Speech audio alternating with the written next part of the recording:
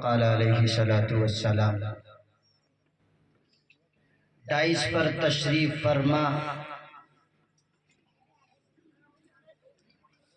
حضرت مولانا وقاری محمد ابرار صاحب دامت برکاتہم العالیہ، بانی و ناظم مدرسہ اسلامیہ اشاعت العلوم، اور وہاں کے سارے اساتذہ کرام، چونکہ وقت کافی ہو چکا ہے، آپ کے سامنے زیادہ دیر نہ حائل ہو کر میں تھوڑی آپ سے گفتگو کرنا چاہتا ہوں۔ رب العالمین سے دعا گو ہوں کہ اللہ تبارک و تعالی ہم سب کو کہنے سننے سے زیادہ عمل کی توفیق مرحمت فرمائے۔ زیادہ دن کی بات نہیں، ماضی قریب کی بات ہے، یورپ کی ایک ویلفیئر سوسائٹی نے یہ فیصلہ کیا کہ کیوں نہ ہو پوری دنیا کے لوگوں کو ایک مذہب پر لایا جائے، یہ جو لڑائی ہے، جھگڑا ہے، فساد ہے، اختلافات ہے، یہ ختم کیا جائے۔ تو انہوں نے ایک یہودی دانشور کو بلایا، ایک عیسائی دانشور کو بلایا، ایک مسلمان دانشور کو بلایا۔ آپ کہیں گے کہ مذاہب کی اور بھی ہیں، لیکن ان تین کو کیوں بلایا؟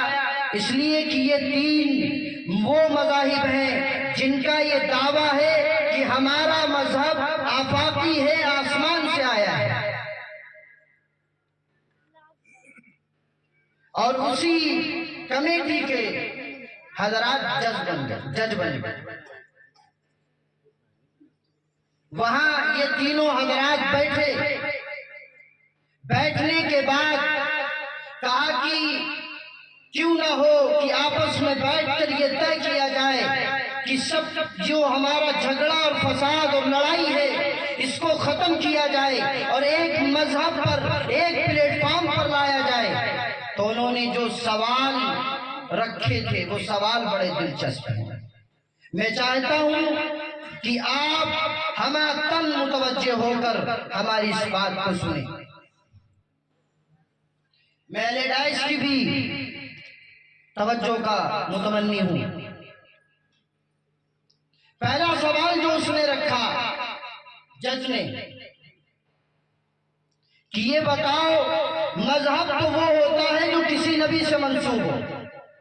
یہودی دانشور اٹھا اور اس نے کہا کہ ہمارا مذہب حضرت موسیٰ علیہ السلام سے منسوب ہے، اور عیسائی دانشور اٹھا، اس نے کہا کہ ہمارا مذہب حضرت عیسیٰ علیہ السلام سے منسوب ہے۔ اخیر میں مسلمان اٹھا اور اس نے کہا ہمارا مذہب جناب محمد رسول اللہ صلی اللہ علیہ وسلم سے منسوب ہے۔ تو اس نے کہا بات یوں نہیں بنے گی، یہ بتاؤ یہ دور کس نبی کا دور ہے؟ یہودی دانشور نے کہا ہمارے نبی کا دور ہے، حضرت موسیٰ۔ اور عیسائی دانشور جو تھا اس نے یہ کہا کہ ہمارے نبی کا دور ہے۔ مسلمان نے کہا کہ ہمارے نبی کا دور ہے۔ تو کہا بات یوں نہیں بنے گی، بات ہوگی دلیل سے ہوگی، اور دلیل کے طور پہ یہ پیش کرنا ہوگا کہ اگر تو نبی کے چلے جانے کے بعد معجزہ اس کے ساتھ چلا گیا تو اس نبی کا دور چلا گیا، اگر جو نبی کے جانے کے بعد معجزہ باقی ہے تو اس نبی کا دور باقی ہے۔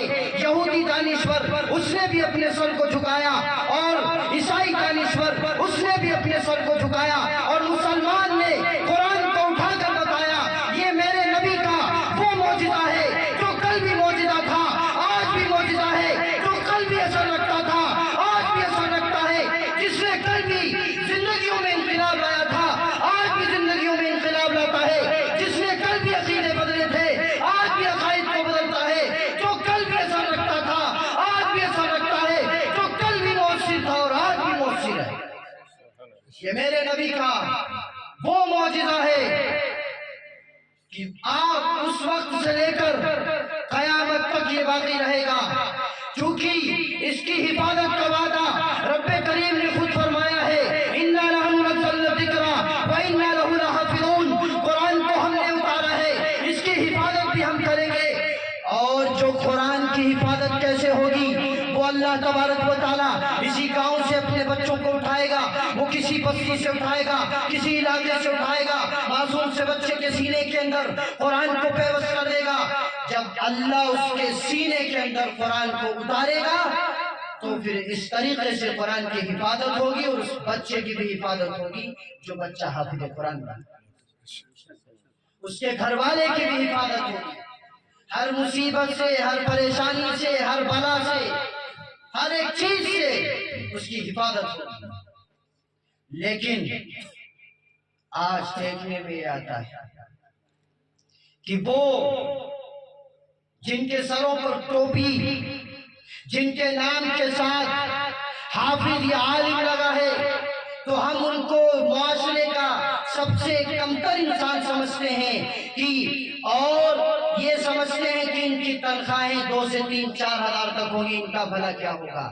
بلکہ میں یہاں تک کی بات کہوں تو مبالغہ نہیں ہوگا، لوگ یہ سوچتے ہیں، یہ ان کی سوچ انتہائی بیکار اور خراب اور غلط بری سوچ ہے۔ وہ یہ سوچتے ہیں کہ اگر میں اپنی بیٹی کو اس کے عقد کے اندر دوں گا تو وہ کیا کھلائے گا اور کیا پہنائے گا اور کیا اس کے شوق پورے کرے گا، ہے یا نہیں ہے؟ ایک جگہ میں بیٹھا ہوا تھا، وہاں بات چلی کہ اگر ہماری بیٹی کو کوئی ماسٹر سرکاری مل جائے تو ہم اپنی بیٹی کو 4 ویلر دے دیں گے۔ کیا کبھی آپ نے یہ سنا ہے کہ ہماری بیٹی کو عالم دین مل جائے تو ہم اس کو دنیا کی جتنی بھی ہمارے پاس دولت ہوگی ہم سب دے دیں گے؟ چونکہ ہم یہ سوچتے ہیں کہ اس کی تنخواہیں کم ہیں۔ یہ آپ یہاں تول رہے ہیں اس کو، لیکن وہاں کے جو فرمان رسول اللہ نے سنایا ہے کہ تم میں بہترین انسان وہ ہے جو قرآن کو سیکھتا ہے اور لوگوں کو اس کی تعلیم و تربیت دیتا ہے، وہ سب سے بہترین انسان ہے۔ آپ اس کو کمتر سمجھیں، لیکن اللہ کی نظر میں نہیں ہے۔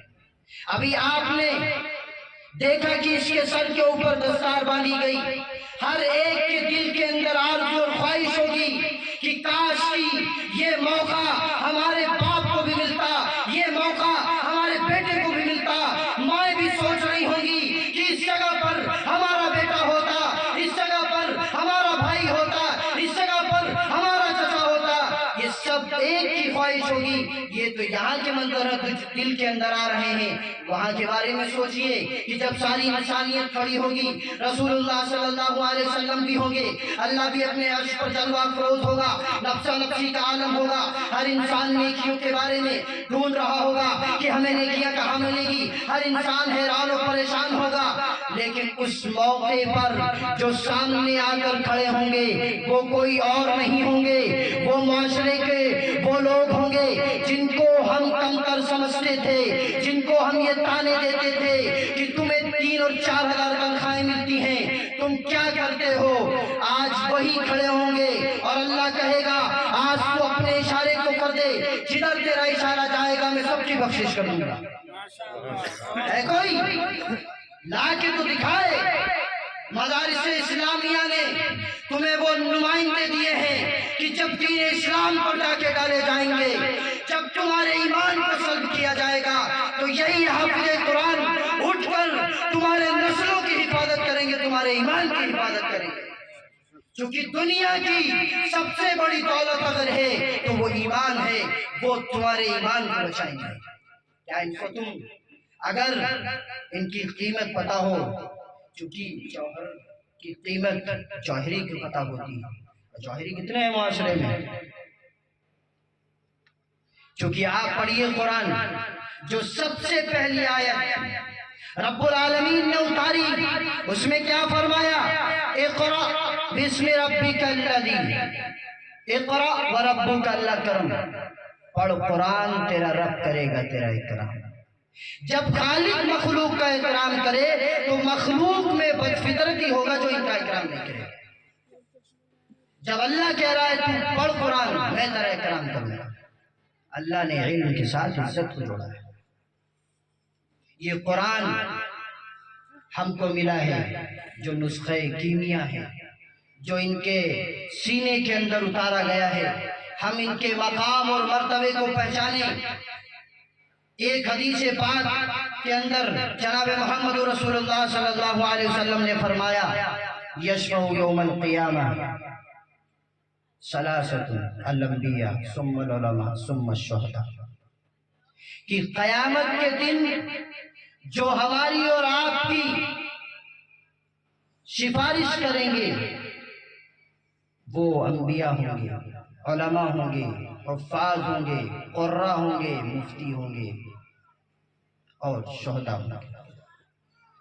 کہیں آپ نے یہ نہیں سنا ہوگا کہ خیرکم من تعلم القرآن وعلمہ، یا یہ کہا گیا ہو کہ تم میں بہترین وہ لوگ ہیں جو انجینئر ہیں، جو اچھی اچھی بلڈنگوں کو تیار کرتے ہیں. تم میں اچھے وہ لوگ ہیں جو وکیل ہیں، جو لوگوں کے مقدمات کو لڑتے ہیں. تم میں بہترین وہ لوگ ہیں جو جج ہیں، جو لوگوں کے حق میں بہترین فیصلہ دیتے ہیں. تم میں بہترین وہ لوگ ہیں جو وقت کے داروغہ اور کسی تھانے کے انچارج اور سپاہی ہیں، وہ بہترین لوگوں کے درمیان نیائے کا فیصلہ کرتے ہیں. نہیں، وہ فرمایا کہ بہترین تو وہ ہے جو قرآن کو پڑھتا ہے اور قرآن کو سکھاتا ہے. بلکہ ان کے مقام اور ان کے مرتبے کو ہم نہیں پہچان سکتے. جو اللہ نے بیان فرمایا، جو رسول اللہ نے بتلایا کہ ان کا مقام اور مرتبہ کیا ہے، کہ اگر یہ چل رہے ہوتے ہیں تو فرشتے اپنے پر بچھاتے ہیں، وہ بھی رضا کے لیے بچھاتے ہیں. اگر یہ سوتے ہیں تو اللہ ان کا سونا بھی عبادت میں لکھ دیتا ہے. اگر یہ کسی سے گفتگو کرتے ہیں تو اگر ان سے آ کر کوئی ملتا ہے، ان کا حال چال لیتا ہے تو اس کے نام اعمال کے اندر بھی نیکیاں رب العالمین لکھ دیتا ہے. اور اگر یہ کسی کے پاس جاتے ہیں کسی بیمار کی عیادت کرنے تو اللہ تبارک و تعالیٰ ان کے جانے کی وجہ سے اس کو شفا عطا فرما دیتا ہے. بلکہ یہاں تک کہ لکھا کہ اگر کوئی طالب علم اپنے استاد سے ملاقات کرنے کے لیے جاتا ہے تو رب العالمین ہر قدم پر جنت میں ایک محل تیار کرتا ہے، اور جس زمین پر اس کا قدم پڑتا ہے زمین کے وہ ذرات اس کے لیے دعائے مغفرت کرتے ہیں. ان کا مقام اور ان کا مرتبہ، چونکہ ایک چیز اور یاد آ گئی جو عموماً پائی جاتی ہے. دیکھو وہ بستی والوں میں بھی ہوگی، گھر والوں میں بھی ہوگی، علاقے والوں میں بھی ہوگی.